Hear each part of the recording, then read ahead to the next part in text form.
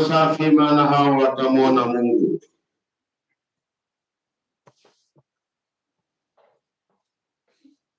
Heri wapatanishi, maana hao wataitwa wana wa Mungu. Heri wenye kuudhiwa kwa ajili ya haki, maana ufalme wa mbinguni ni wao. Heri nyinyi watakapowashutumu na kuwaudhi na kuonea kila neno baya kwa uongo kwa ajili yangu. Furahini na kushangilia, kwa kuwa thawabu yenu ni kubwa mbinguni, kwa maana ndivyo walivyowaudhi manabii waliokuwa kabla yenu.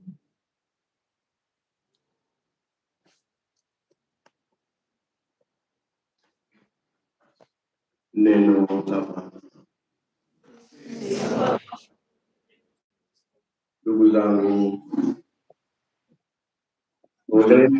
poleni. Naomba tusilie machozi.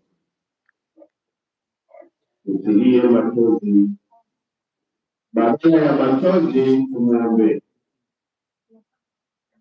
Baba huyo yuko sehemu ya pili ya heri hizi. Zina ujumba vitatu hizi heri. Wale watakatifu, waadilifu, wamchao Mungu,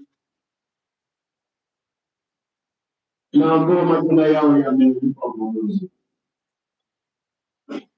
Tunamwomba Mwenyezi Mungu roho ya mpendwa wetu iko. Mungu amefanya kazi nyingi, amejitoa sana bila kujibakiza hapo. Na alipokuwa kwenye mchakato wa safari yake ya mwisho, alikuwa na maumivu kiasi gani? Alikuwa na majuto kiasi gani? Alikuwa amejiandaa au faraja kiasi gani? Naomba ndugu zangu, ni tukio ambalo hatukutegemea.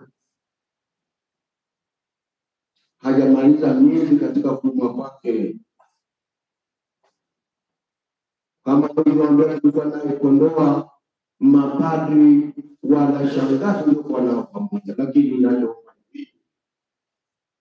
hayo yote ni mapenzi.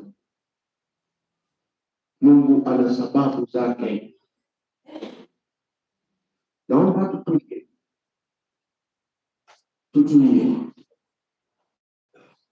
tusali, tuimbe mpaka muda ule utakaoruhusu tusafiri kupeleka ibada.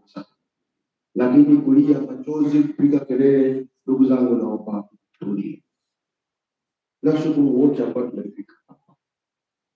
Tumuombe huyu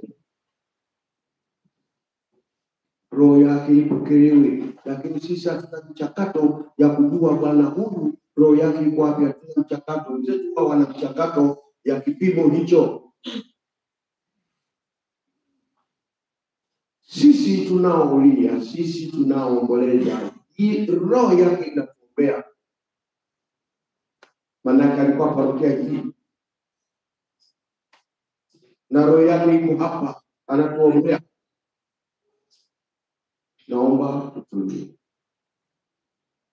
Tuna ibada ile kusali, kuomba, kutoa maombi, kuimba mpaka alfajiri. Saa itakapofika ratiba yetu jinsi navyo tutapata ratiba yetu, nafikiri baadaye tutaandamana kwenda kwenye misa kule jimboni.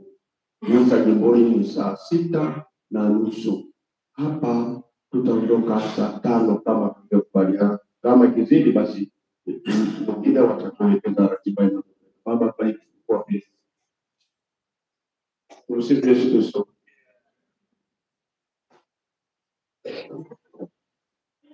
Baba tunashukuru sana kwa karama kwa hiyo. Ni kwa pesa kwa kuendelea